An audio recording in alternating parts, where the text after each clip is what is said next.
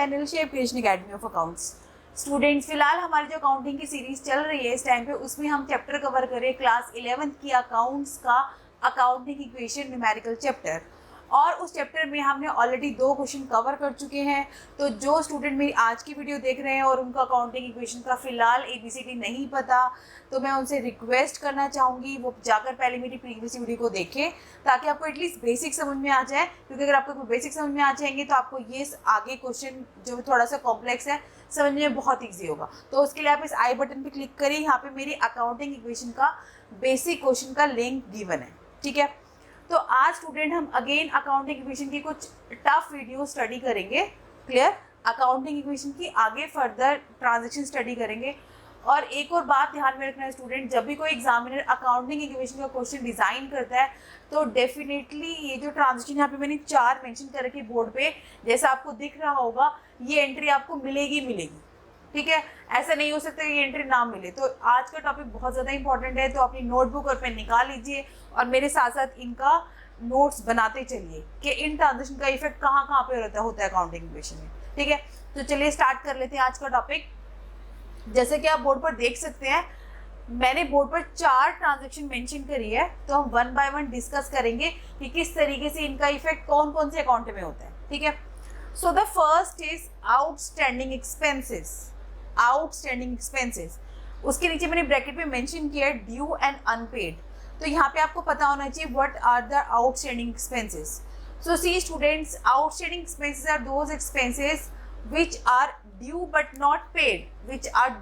not paid, यानी कि current year में आपको पे करने चाहिए थे, बट करंट ईयर आपका बीत चुका है लेकिन अभी तक आपने पे नहीं किए। ठीक है, ड्यू मतलब उनका टाइम आ चुका है और टाइम बीत भी चुका है, बट स्टिल आपने उनको पे नहीं किया।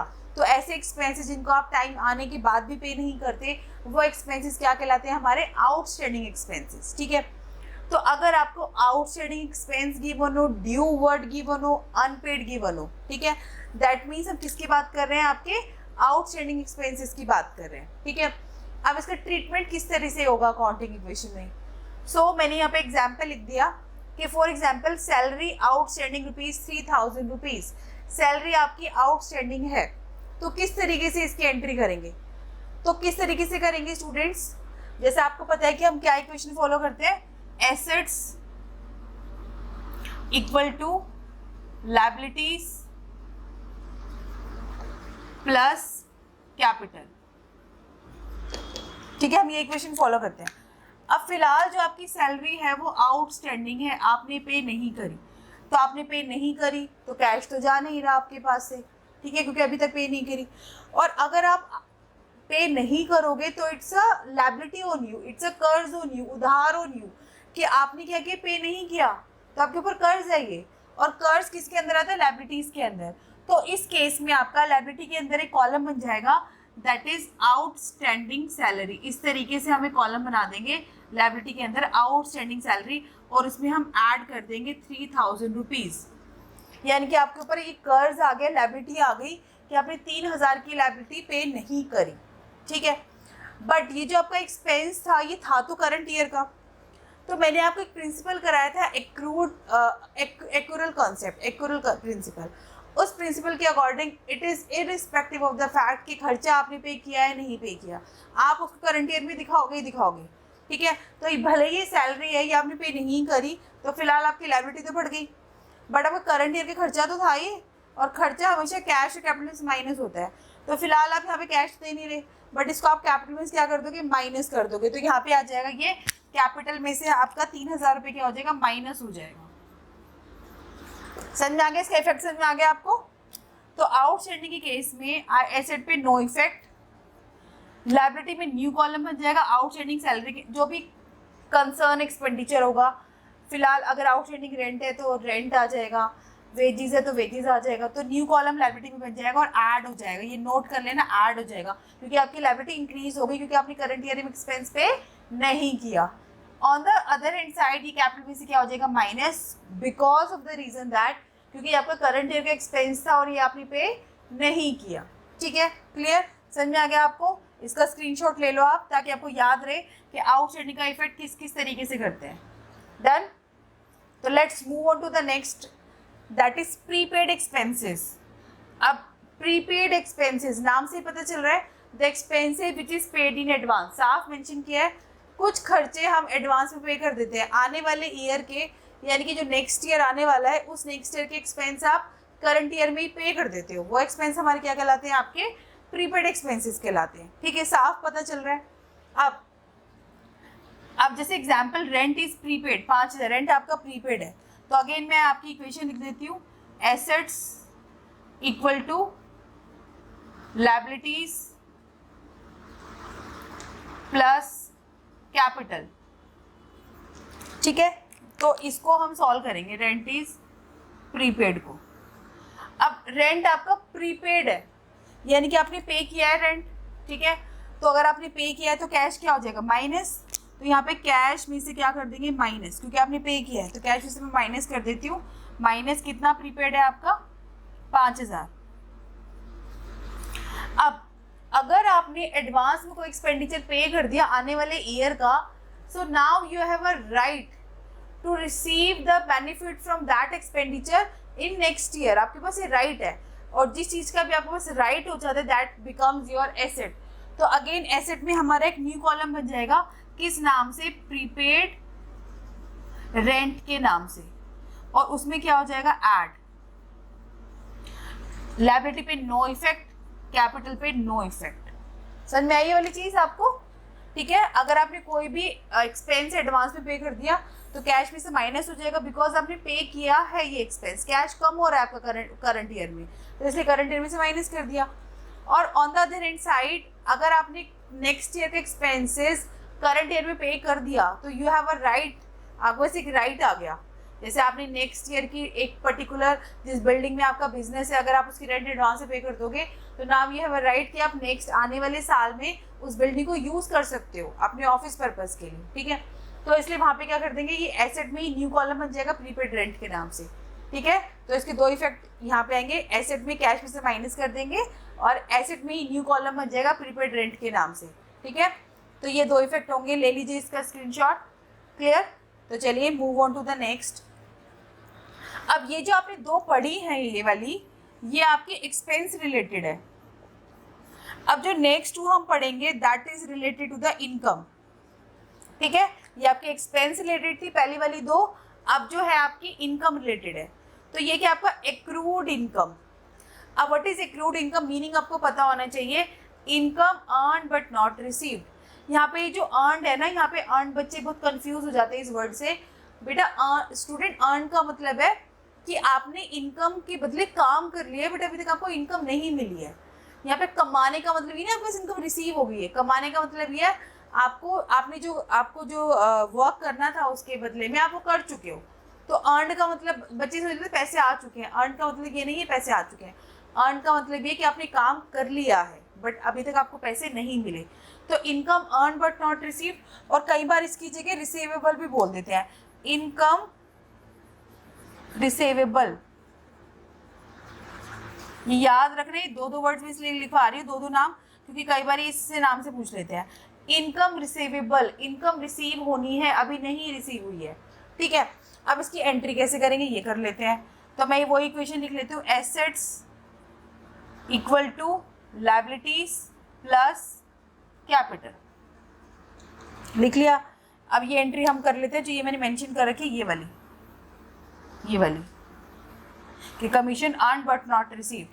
अब कमीशन ऑफ ₹2000 आपने कमा लिया है, now you have a right to receive that income, है ना, राइट है आपके पास कि आपने भी काम कर लिया है, एक महीने आपने किसी जगह काम कर लिया, अब आपको सैलरी मिलनी चाहिए, you have a right to receive that income. और जिस चीज़ पे आपका राइट होता है दैट बिकम्स योर एसेट। तो एसेट में आपका न्यू कॉलम बन जाएगा किस नाम से, एक्रूड कमीशन के नाम से, एक्रूड कमीशन, और इसमें हम क्या कर देंगे, ऐड ₹2000।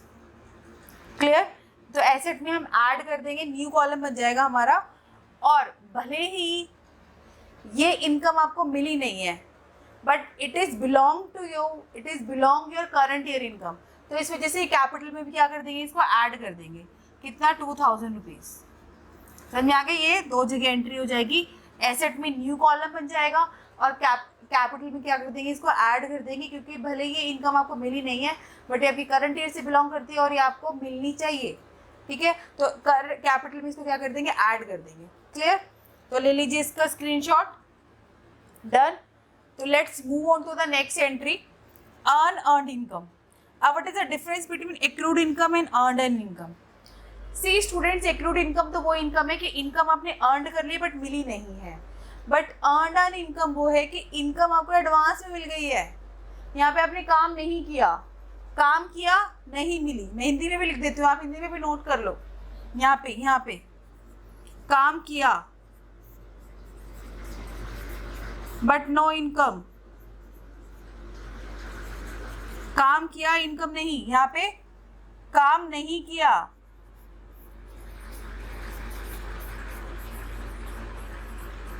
बट इनकम मिल गई।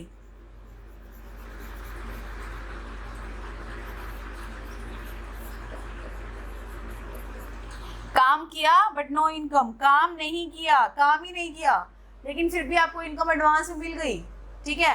तो कैसे करेंगे, इनकम मिल तो गई, कैश में आ गई, ठीक है। तो क्या करेंगे, काम नहीं किया बट फिर भी इनकम मिल गई, तो क्या करेंगे, इसको कैश में ऐड कर देंगे। तो इसका मैं कैसे ट्रीटमेंट करेंगे, अपनी इक्वेशन लिखो student, asset equal to liabilities plus capital, ठीक है। तो ये हम ये वाली ट्रांजेक्शन स्टडी करेंगे, ये वाली। अब इनकम मिली है तो कैश में क्या कर देंगे, ऐड। कैश में क्या कर देंगे, ऐड। एसेट के कॉलम में कैश मिल गई इनकम, तो कैश तो आ गया, कैश तो इंक्रीज हो गया, तो कैश में क्या कर देंगे, ऐड। बट ये जो इनकम है आपको मिलनी नहीं चाहिए थी, ये आपने काम नहीं किया। तो अगर आपने स्टूडेंट्स काम नहीं किया तो अब आपके ऊपर एक तरीके का आपकी यू हैव अ लायबिलिटी कि आपको उसके बदले काम करना पड़ेगा। You are liable towards someone, क्योंकि उस पर्सन ने आपको इनकम दे दी है, तो दैट बिकम्स योर लायबिलिटी, क्योंकि आपको इनकम मिल गई है, काम तो करना पड़ेगा। तो लायबिलिटी में न्यू कॉलम बन जाएगा आपका, किस नाम से, अर्न एंड इनकम के नाम से। तो फिलहाल यहाँ पे कॉलम बनेगा हमारा अर्न एंड रेंट, और उसमें क्या कर देंगे, ऐड कर देंगे, कितना, 1000 rupees. No effect on capital, ठीक है, जैसे नो इफेक्ट ऑन कैपिटल, समझ में आ गया। तो earn and income means income आपको एडवांस में मिल गई है, आपने काम नहीं किया है, तो कैसे करेंगे, कैश तो मिल गया है तो कैश में ऐड कर देंगे। लायबिलिटी में न्यू कॉलम बना देंगे, क्योंकि अब you are liable to that person जिसने आपको इनकम एडवांस में दे दी है, तो आपके ऊपर कर्ज आ गया, ठीक है। क्लियर है ये? डन। इसका भी स्क्रीनशॉट ले लो। तो स्टूडेंट ये जो 4 एंट्रीज है ये बहुत ज़्यादा इंपॉर्टेंट है, किसी बुक में ये कुछ एंट्रीज नहीं मेंशन होती, तो इसलिए मैंने इन चार ट्रांजेक्शन पे अलग अलग वीडियो बनाई है। तो आप इनका इफेक्ट ज़रूर याद कर लेना, किस किस जगह कौन कौन सा इफेक्ट है, ठीक है। और मैं आपको ये ज़रूर सजेस्ट करूँगी कि आप इसी स्टेज पर ये क्लियर कर लो ये चारों क्या होती है, क्या मीनिंग है, और अगर हम किसी जगह ऐड कर रहे हैं, किसी जगह माइनस कर रहे हैं, तो उसके पीछे क्या रीज़न है, ये भी आपको अच्छे से क्लियर होना चाहिए, ठीक है। क्योंकि स्टूडेंट क्या करते हैं, सोचते हैं नहीं टाइम नहीं है, तो फिलहाल वो उसको क्रैम कर लेंगे, अच्छा हाँ आउटस्टैंडिंग है, एसेट में कुछ इफेक्ट नहीं पड़ेगा, लायबिलिटी में ऐड हो जाएगा, कैपिटल में माइनस हो जाएगा।